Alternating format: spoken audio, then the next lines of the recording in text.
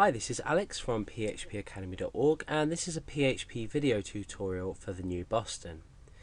Now, if you're just getting started with PHP and want to start developing, you're going to need somewhere to test your code.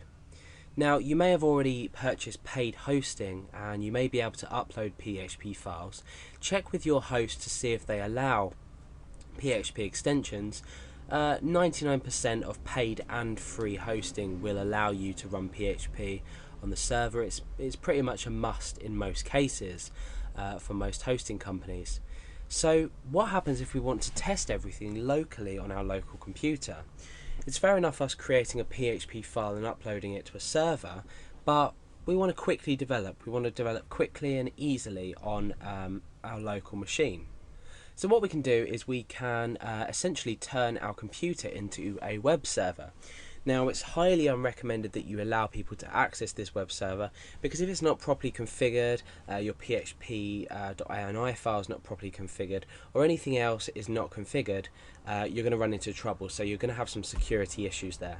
So bear in mind that everything I'm showing you is to set up you're opening another port on your computer. So you're opening up port 80 on your computer, which is going to allow people to access everything that you put into your htdocs folder. Now, if you don't know what I'm talking about, that's fine. I'm going to go ahead and explain to you what you should do in order to create or install this mini web server onto your computer.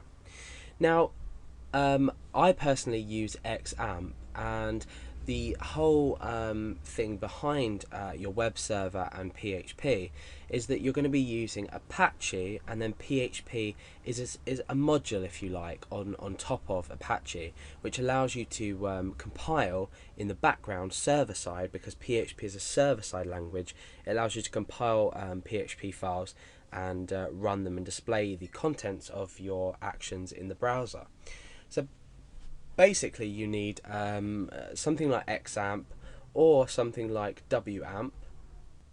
I'm showing you WAMP simply because you know, if you're having problems with XAMPP or for any reason you want to use WAMP, but I'm just going to show you that to tell you that it is available. However, I'm going to be dealing with XAMPP and XAMPP default directories, things like that. So if you'd like to follow along with this tutorial, I'm going to be using XAMPP. Otherwise, go and install WAMP and see if you can take anything from this tutorial away with you and apply it to WAMP settings as well.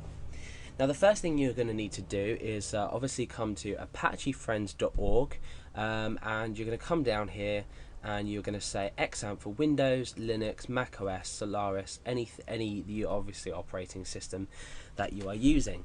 So it's obviously free of charge. We've got little screenshots here and easy installation, deinstallation, etc, etc, etc.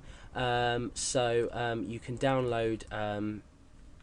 download this for Windows by just simply clicking XAMPP for Windows, and I'm going to be giving you the example here and running through for Windows. So I'm not going to be using Linux, Mac OS or Solaris. I'm going to be using Windows in this case. So once you've clicked the file or click this link, you're going to come down and you're going to say download XAMPP here. So the installation here says method A, installation with the installer or without the installer. We're going to choose XAMPP here, and what that's going to do is we can click on installer. So I'd highly recommend you install it with the installer. We're going to click that and it's going to download, so pretty simple stuff. You're going to open this installation file once it's downloaded. So obviously it's hosted with SourceForge. So you're going to save this file. You're going to wait till that's downloaded. It's 63.2 megabytes as it stands for this version.